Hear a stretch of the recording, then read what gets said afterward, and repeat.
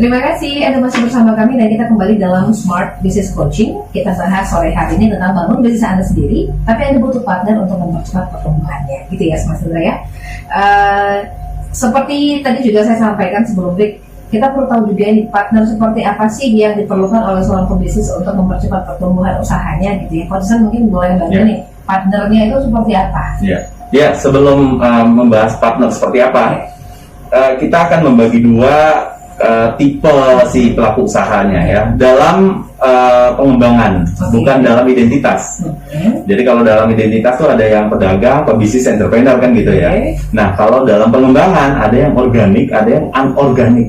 Nah yang organik ya berjalan apa adanya dengan manajemen yang sudah ada, ya kan gitu ya. Sementara anorganik ini memungkinkan untuk bagaimana pihak investor bahkan bisa mengakuisisi si bisnisnya. Nah, strategi anorganik ini banyak diterapkan para startup trainer ya, para startup digital gitu ya. Bagaimana bisa masuk ke pasar dengan cepat, terus bagaimana bisa mengakuisisi pelanggan dengan modal yang cukup besar gitu ya. Kalau orang bilang tuh istilahnya bakar uang gitu. Nah, karena memang investor sudah mengalokasikan dananya sesuai dengan program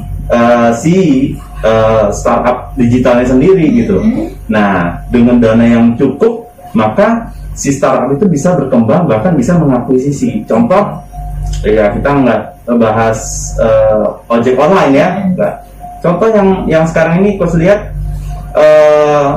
aplikasi ya yang bisa mendisrupsi rumah sakit. Ya. Nah, si aplikasi ini bahkan bekerja sama si rumah sakit ya untuk bisa buka booth di rumah sakitnya karena ada uangnya, karena itu tadi investor sudah mengalokasikan uangnya dengan secukupnya lah istilahnya.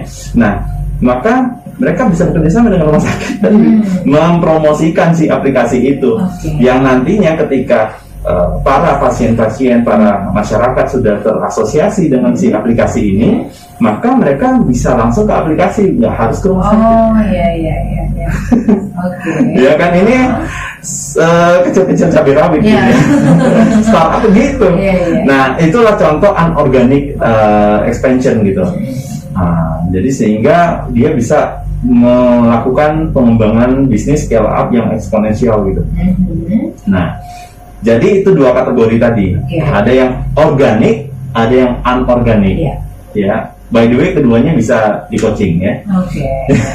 Kalau mau ngembangin sendiri dengan manajemen yang organik ya is okay, nggak ada masalah gitu ya. Nah kalau mau dikembangkan dengan ekspansi, menjalin bersama key partner, kerjasama itu bisa. Ya tergantung visi. Makanya materi kita sebelumnya di edisi sebelumnya kan membahas apa itu visi, impian gitu ya. Gitu. Nah jadi kategori key partner atau partner tadi ya.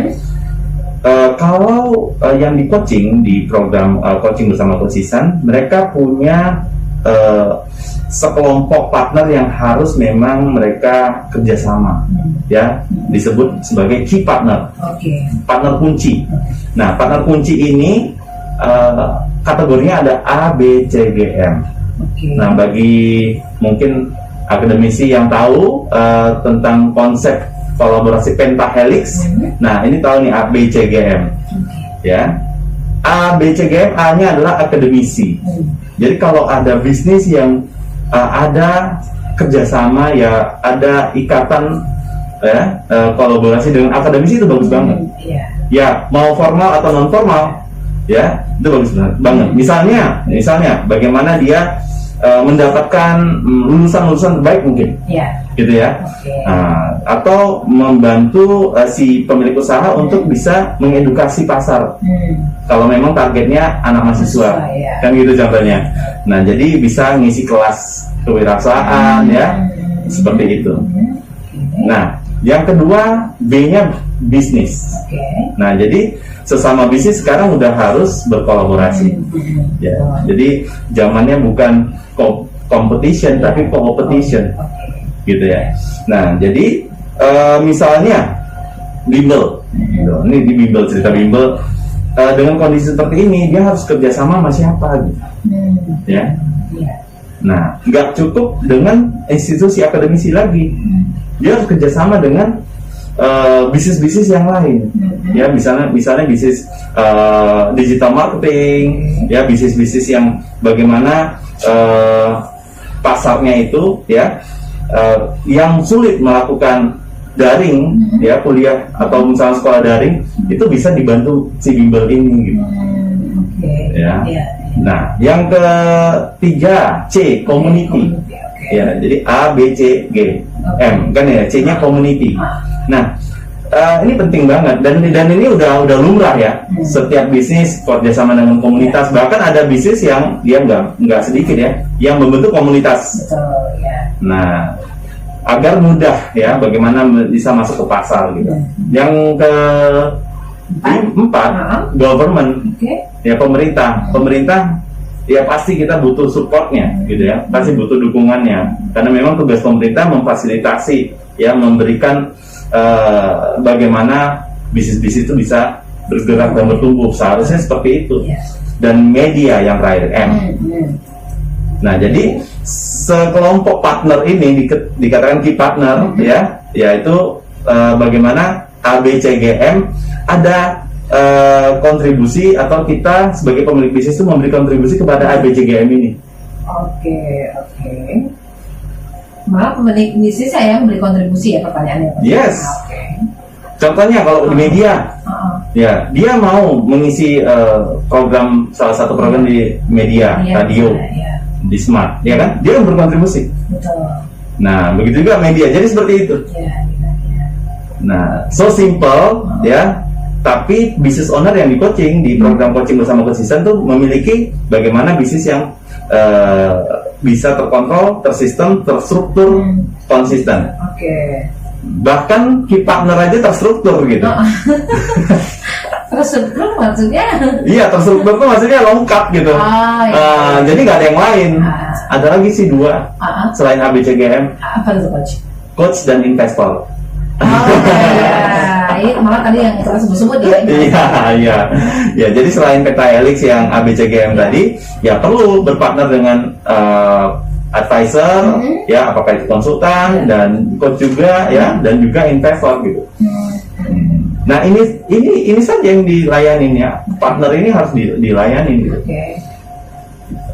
Oke. Jadi kalau kita sebut butuh partner untuk membangunnya, berarti dia butuh 5+2 ini ya, coach, ya? Iya, bagus banget kalau bisa 5+2 gitu. Nah, sambil berjalan di bisnis tuh dia nanti akan punya, kalau di coaching biasanya kita share ya experience dalam coaching program. Dia punya jam-jam make a deal. Ya, make a deal, membuat kesepakatan kepada pelanggan. Pelanggan ini kita baginya 4. Apa saja? Yang pertama, pelanggan yang memang pelanggan yang selalu dilayani di dalam bisnis, customer gitu ya. Yang kedua, tim. Ya. Yang ketiga, vendor. Nah, yang keempat, investor. Ya. Nah, di kategori vendor ini kan bisa ketemu dengan ABCGM. Jadi ada jam yang mereka harus ketemu dengan orang-orang ini. Ya, seperti kebun. Ya, berkebun itu kan harus dirawat tanamannya biar berbuah gitu ya. Nah, harus seperti itu. Makanya simple dan have fun banget gitu ketika business owner di tengah pandemi ini di coaching. Nah, sehingga mereka merasakan, oh iya ya, kayak berkebun nih kita, jadi kayak cinta itu kan harus dirawat gitu ya. Nah, bagaimana investor, ABCGM tadi itu sayang sama bisnis kita kalau kita tidak pernah menyiraminya dengan cinta. Betul. Tapi ini untuk yang mungkin sudah berjalan ya, coach, ya. Dia punya key partner ini secara lengkap gitu ya. Iya. Sebelum berjalan misalnya punya ide, ya silakan. Ini nggak harus sudah ada bisnisnya juga. Ya silakan jajakin aja. Jajakin aja. Itulah makanya ini bagian dari, kalau kita bilang modal, kan ada 5 modal yang pernah kita bahas ya. Ini bagian social capital, modal pergaulan kalau anak Medan bilang. Modal pergaulan ya. Oke, apalagi kalau misalnya sudah menggandeng key partner ini tadi, mungkin lebih cepat berkembang ya gitu ya. Bahkan yang nggak punya bisnis bisa muncul bisnis. Betul. Iya. Itu yang orang bilang kan menjalin silaturahmi gitu kan. Nah, tiba-tiba ketemu ide gitu ya. Idenya punya tapi nggak ada dana, investor muncul kan. Iya. Nah, tapi sebelum social capital atau modal pergaulan tadi harus ada intelligence capital.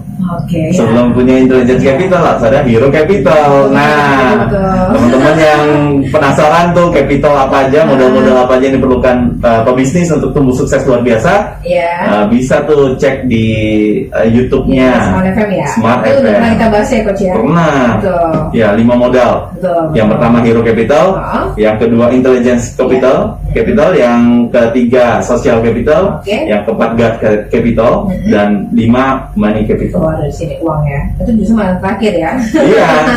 Nah. Iya benar-benar.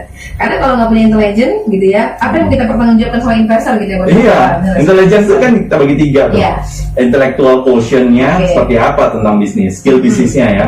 Emotional quotient-nya, bagaimana cara dia merespon apa yang terjadi di dalam bisnisnya. Ya. Yang ketiga spiritual quotient. Nah itu penting banget. Oke, kita masih akan bahas ini di segmen selanjutnya. Kita break dulu Coach, nggak terasa ya. Ini udah segmen kedua, Mbak Ica belum ngomong nih. Nanti ya Mbak Ica di segmen selanjutnya ya. Kita break dulu, kami akan kembali untuk Anda usai jeda. Kita pastikan Anda bersama kami.